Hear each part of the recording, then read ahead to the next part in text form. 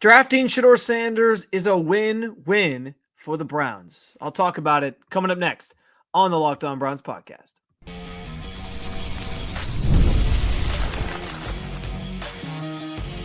You are Locked On Browns, your daily Cleveland Browns podcast.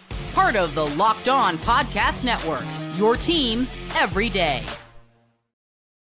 What's up, Dog Pound? I'm Spencer German, your host of the Locked On Browns podcast. I'm proudly covering your Cleveland Browns each and every single day in the land and on the road. Shedeur Sanders feels like an absolute win-win for the Browns, despite what people might think about. And the Browns finally addressed their needs at wide receiver. I'm not so sure about the addition they made. Plus, if the Browns want Elijah Moore to come back to this wide receiver room, seems like they're going to have some competition. I do want to thank you for being an everydayer with the Locked On Podcast Network, for making us your first listen every single day. Remember, you can find Cleveland Browns content with Locked On Browns every week, Monday through Friday, guaranteed, with bonus content on weekends as well. And it's totally free to you. All you got to do is hit that subscribe button wherever it is that you listen to your podcast. And, of course, at the Locked On Browns YouTube channel. You can also get involved in the show by sharing your thoughts on anything we discussed today in the comment section. This is your team, so be part of the conversation every single day. This episode is also brought to you by our friends with the Amazon Fire TV Stick 4K. Turn any TV into your Xbox. No console needed. Head to Amazon.com/Fire TV Locked On to learn more. And the Shedeur Sanders conversation continues as we sort of contemplate all the different angles of this move, what it means for the Browns, and where they kind of go from here. And I got to be honest, like the more and more I think about it, this does feel like it's going to be a win-win for the Cleveland Browns. And there's some different perspective to bring to this here, because I understand that Shedeur Sanders in some respects is a controversial figure because of who his dad is and the extra show that kind of comes with that, and the understanding that, listen, there's going to be, I mean, I joked the other day that it's not going to be long. Now, I'm not bringing this up on this show. Let the record show. I'm bringing this up as like a joking reference. I'm not bringing this up because I want to have this conversation. But I know there's going to be fans out there who, the second something goes awry next season, like if they lose week 1, it is going to be there's going to be a smaller vocal minority of people who start clamoring for it's time to hire Deion. And then that group might get louder and louder and have more followers by the time the season ends if they finish with like 3 wins again.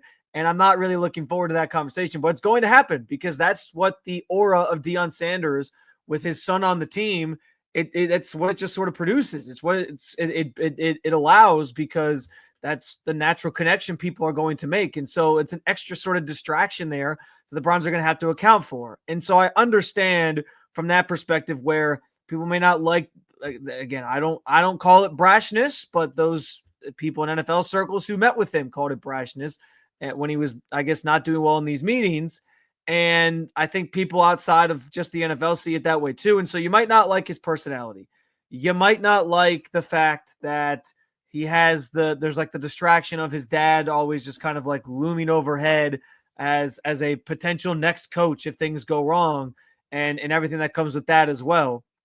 I understand those things. I can totally understand where people are coming from with those perspectives. But in the grand scheme of things, those concerns that you might have about Shedeur Sanders, I think are minor in comparison to like the overarching, the resounding win-win that he is for this team. Let me put it to you like this. Listen, first of all, the pick itself, being a 5th-round pick, 144 overall, comes with next to no expectations for Andrew Berry and Kevin Stefanski, who are still looking for think about it like this. The Browns drafted Dillon Gabriel 50 picks before Shedeur Sanders in the 3rd round. There's more pressure for that pick to hit than there is Shedeur Sanders, because it's a 3rd round pick that you could have used on another position potentially that you decided not to. And so, like, there's more pressure on them to be right about Dillon Gabriel, which, by the way, looked like it was, like, that felt very much like it was Kevin Stefanski's pick. Like, that he just loved Dillon Gabriel, which is kind of funny because he had a quarterback here who was shorter in stature and played pretty good football in Baker Mayfield. They moved on from him, And then the guy he gets is even shorter. The guy that he really wants, it seems like, is even shorter than that. And so that felt like a Kevin Stefanski evaluation where he was like, I really like this Dillon Gabriel guy. Let's bring him in here. I mean, he seemed ecstatic at the press conference after Dillon Gabriel was drafted, sort of talking about him, what he brings to the table, why they liked him, all those things. So that felt like a Kevin Stefanski pick. Then you get to Shedeur Sanders 50 picks later, and I get like right now with the draft still so fresh, it's like, why'd they draft 2 quarterbacks? Why they need Shedeur Sanders? And people are harping on that pick specifically. But to get Shedeur Sanders in the 5th round, a guy that had higher round value and just didn't do very well in the pre-draft process, and so teams weren't really high on him, that tells me like there's a chance he could pan out. Like he's got a high ceiling, he's got a higher ceiling, and like the repercussions if he doesn't meet that ceiling are less because he's a 5th round pick. Like no one's the wiser if he doesn't pan out. No one's going to sit there and be like, well, they used that 5th round pick on Shedeur Sanders. What a waste. That like it's just going to kind of be like, okay, he was a 5th round pick. It was worth taking a swing at that point, and you're going to keep moving on. So I think this is like the ultimate, that's the first part of like the win-win scenario, is that he could pan out to be a guy that was more worthy of a 2nd round pick or a 3rd round pick. And you got him in the 5th round. And if he doesn't pan out, again, no one's necessarily going to hold a 5th round pick being used on a quarterback that had way more potential than the 5th round against Andrew Berry. No one. Like it's just going to be, okay, it didn't work. What's next? And I think that's very, very true. So we'll see what that process looks like as he starts his career here this summer and into the start of the season, and if he makes the team and all those things. But there's a chance for you to like there's a chance for him to tap into having a high ceiling and you be right about this pick. And if you're not, again, it's a 5th rounder. It's not the end of the world. The other reason it's a win-win is because of the I want to say this the right way. Here's how I'll put it. In a season that felt like it was going to be just sad and depressing, I think is a good way to put it. And still may be that way, by the way, as we project out to 2025, like what this team's going to look like, how many wins they're going to have. I don't think I haven't checked this week, but I don't think the Vegas win total was impacted very much by the Browns draft results. So like it's still like 5 wins or less potentially that that's going to be the projection of how many they're going to win. And so I'm not saying that's going to be a fun season, but there were, going into the draft, there were narratives that you could form around this team that would have gotten you excited as a fan if certain things had happened. Drafting Travis Hunter, for example, who wouldn't be excited about that? I think like that would have been something covering him. I can tell you from a journalistic standpoint of covering him, I would have loved to cover Travis Hunter every day. He's such a fun player. I would have loved to see him on this team and be able to like be around him every day and, talk, like write about him and talk about him and all these things. Like that would have been awesome. And so I think that's another reason why that day one move to trade back and take Mason Graham was kind of a disappointing one for some fans, because it was this realization like, oh, we're really not getting this electrifying player. We're going to get Mason Graham, a defensive interior guy who nobody's really going to be paying much attention to. No offense to Mason Graham. That's just the nature of football. Like people want skill positions. They want quarterbacks. It's not, defensive tackle is not a glam position. And so I think that was sort of a realization there of that. But then you take Shedeur, and I think it brings all that back to light. Yes, this season might be highly disappointing yet again, and the Browns might not win very many games. But there's going to be this great storyline of Shedeur Sanders. Can he earn his stripes in the NFL after going undrafted through 4 rounds and then finally being a 5th round pick? Can he earn his place? Can he win the starting job? Will he take the starting job over at some point? What does he bring to the table? Is he as talented as people like me projected him to be? Like that's going to be a fun story all season long. It's already like his presence on this team. He's already 3rd in rookie jersey sales since the draft this weekend on Saturday.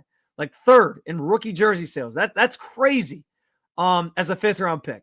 And so there's going to be a lot of fanfare that comes with this. There's going to be some excitement that comes with this. There's going to be celebrities who come into town to see him play. Deion will probably come into town to see him play at some point.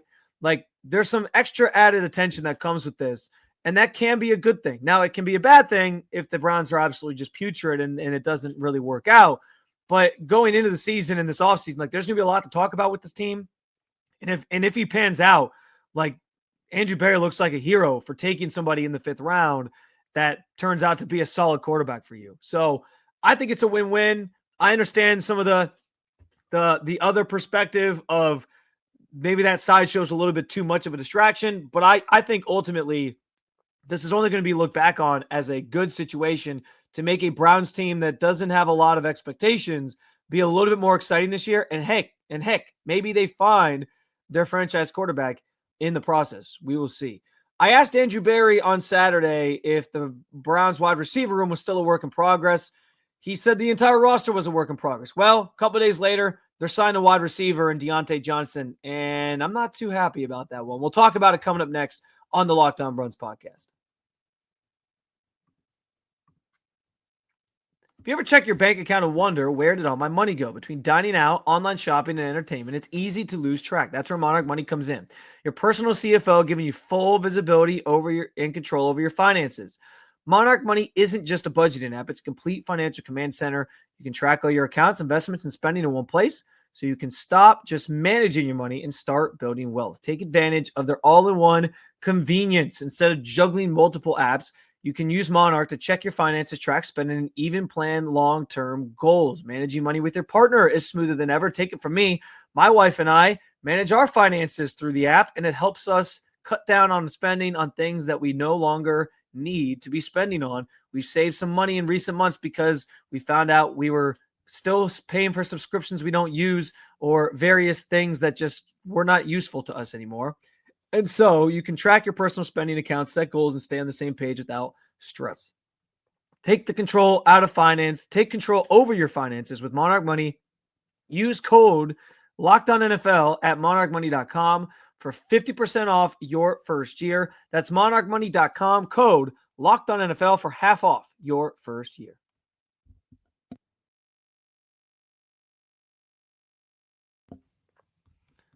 All right, welcome back in. And yes, the Browns did finally address the wide receiver room, something they neglected over the weekend during the NFL draft. And I think it was interesting because, like I mentioned as my tease, I asked Andrew Berry point blank period. It was the last question he was asked on Saturday, his post-draft press conference, where I said, didn't get wide receiver this weekend. Many people saw that as a need for you guys. Is that something that's still a work in progress? Is that a group that's still a work in progress? And his very broad answer, as he tends to do, was the entire roster is still a work in progress. So any way we can look to improve, we will. Well, a couple of days later, he seemed to at least give credence to the idea that they need wide receiver help because they did sign a wide receiver in the form of former Ravens and Steelers wideout Diontae Johnson, who comes in now with a chance to earn a roster spot and potentially play on this team in some capacity. So we'll see what that looks like if he actually does make the team. Because I was having this conversation with somebody yesterday, and I don't get it. Like, Diontae Johnson has been an embattled wide receiver by his own doing, by the way, because he's quit on plays and he hasn't necessarily given effort all the time, and he's kind of become a head case in the locker room at certain points in his career, mostly in Pittsburgh, but also in Baltimore last year, where he was suspended a game for conduct detrimental to the team. Like, this is the person that you're signing up for, and I just don't get it. Like, why welcome that into a locker room that is already dealing with the ramifications of the Deshaun Watson situation? Like, you've had enough problem children, I think, on this team. It was time to sort of pivot away from this. But Andrew Berry's never been shy about bringing in people that have, whether it's personal problems with their attitude or off the field issues. But to me, this feels like you got rid of Juan Thornhill and now you brought in offensive Juan Thornhill. Everyone was up in arms about Juan Thornhill last year because he quit on the play in New Orleans. Then he tried to explain it away. Like, I get where all that came from. Diontae Johnson's done the exact same things. His effort has been questioned on numerous occasions on plays.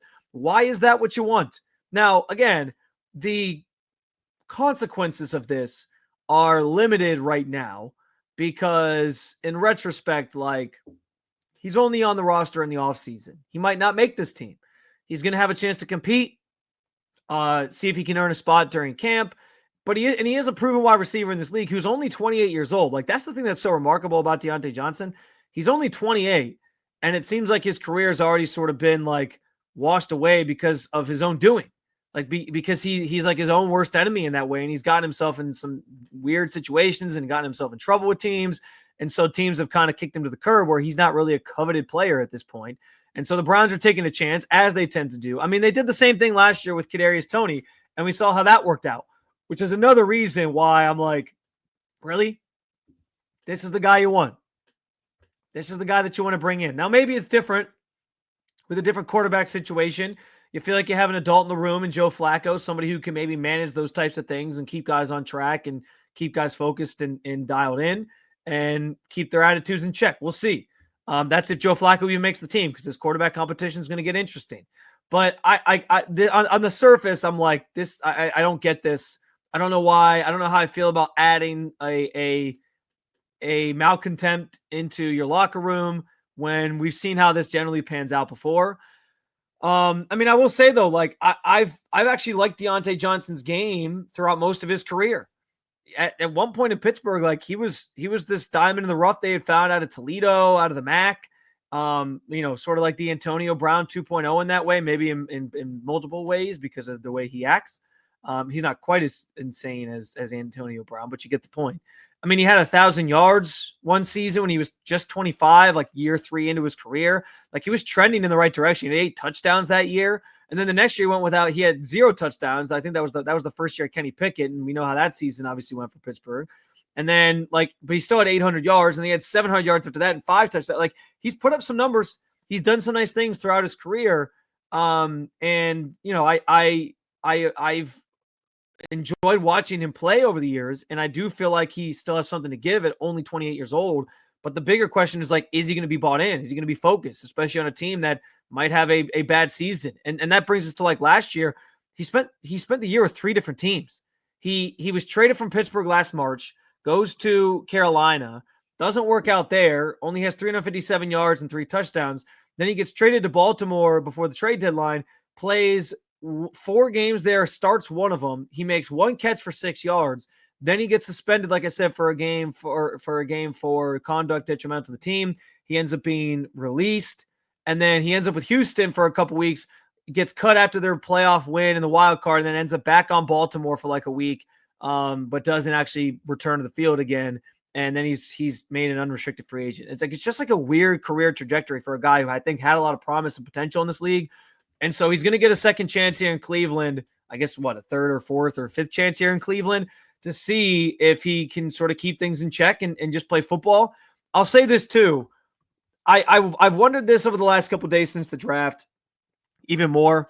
It just feels like Andrew, because I asked the question over the weekend, like, I don't know why this team just doesn't prioritize drafting wide receivers early and trying to develop them. And maybe it's because they don't trust themselves to develop them because they haven't been able to do it to this point. I know they feel good about Cedric Tillman. He might be if he's the one they develop, it'll be the first one they develop, right? I mean, Donovan Peoples-Jones as a 6th rounder had some decent numbers, but I'm not going to sit here and say like they developed him into a great receiver or anything like that. And so Diontae Johnson comes into a situation, like, for me, this just screams Andrew Berry doesn't like using picks early in the draft on receiver talent. He'd rather acquire receiver talent elsewhere. So Diontae Johnson, a proven commodity. Like, he wants a proven guy, it seems like. That's why he's made trades. Amari Cooper, Jerry Jeudy, who's your top guy right now. They use ancillary picks on receivers and try to see if they'll stick, but he never really seems to force the issue much in terms of the top of the draft board trying to add receiver talent. He'd rather have guys who have proven it at the NFL level. And I think this is another testament to that by signing somebody who has had a bit of a tumultuous career in some ways, but has some talent and is still young enough that, like, you hope you can get something out of him. And they're hoping they can sort of fix his career, fix the attitude issues, and get him focused and playing at a high level again. We'll see if they can pull it off. The Browns have failed. They've tried and failed at that before, especially at that position. But if they can, I think they are getting a talented player. I'm just frowning upon it because I don't like Diontae. I don't need, after a season where you had guys, it seemed like quitting at times, most notably Juan Thornhill, I don't need another one of those types of players in this locker room. I just don't. Like, I don't need to be asking questions and getting to the bottom of why he didn't run hard on a play or why he gave up on a block on a play. That's just bad. I mean, that's just bad for a locker room setting. And I don't know that the Browns need that right now as they're trying to enter this new era, get out from the Deshaun Watson thing in the next year or so, and start sort of pivoting towards whatever the future holds for this team that's obviously in a rebuilding situation as things stand right now. Speaking of wide receivers, another one could be back in the fold after a move the Browns pulled yesterday. It's a move I'd never seen before, and so I want to explain it to you and talk about why the Browns might actually have some competition for this wide receiver. I'm talking about Elijah Moore, by the way. We'll get to it next on the Locked On Browns podcast.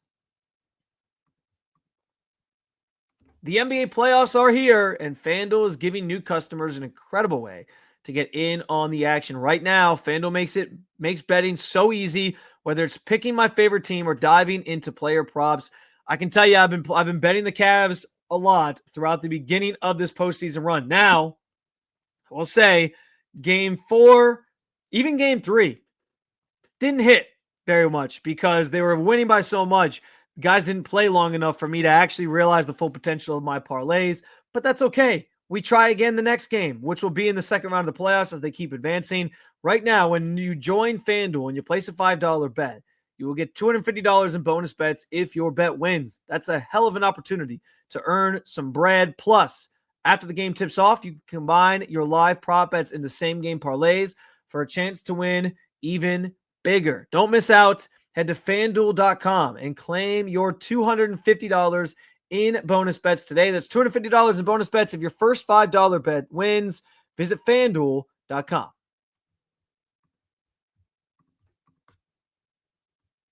All right, so the Elijah Moore situation, which I have brought up before as somebody I would be open to the Browns bringing back, and at this point, it is sort of slim pickings, right? You don't have a lot of options at wide receiver. The free agent market isn't ripe with a lot of guys that are left. That's why Diontae Johnson is being signed here on a 1-year deal. And so one of the only other path forward, it feels like, at this position, if you're trying to add, does feel like it's Elijah Moore. Now, the Browns haven't necessarily been linked to Elijah in any exuberant amount of reporting in terms of like, hey, we're trying to really bring him back and we're pushing hard and we're going to give him this contract. But they did make an important move yesterday that is worth mentioning and noting because it's something I've never seen before. And I actually reached out to a fellow reporter of mine to get some info on how this actually works because I've never seen it. Somebody who's been in the business a lot longer than me. Scott Petrek, by the way. I enjoy Scott and I appreciate him sharing what he had sort of learned about it because it was new to me as well. But basically, the Browns applied a seldom used unrestricted free agent tender on wide receiver Elijah Moore. Now, this is different than a restricted free agent tender. With the restricted free agent tender, there's the tiers to it. You pick one, and then if that player signs with another team, you get a draft pick back from that player because you tendered them versus or they sign with you on the tender deal and they're back in the fold. So it gives you a chance to either retain the guy at a certain level or they sign somewhere else, you get a draft pick from that team. And so that usually means that the player is going to come back to you because teams don't usually want to give up their draft picks like that. So that's how a restricted free agent tender works. This tender is different because you don't actually get a draft pick. Like Elijah Moore was visiting with the Buffalo Bills yesterday. That's what I meant by when I said they might have some company for Elijah Moore if they're looking to potentially bring him back because the Bills seem at least interested in exploring that option and seeing if he's going to sign here or not. So, or sign with them or not. So they had him in on Monday.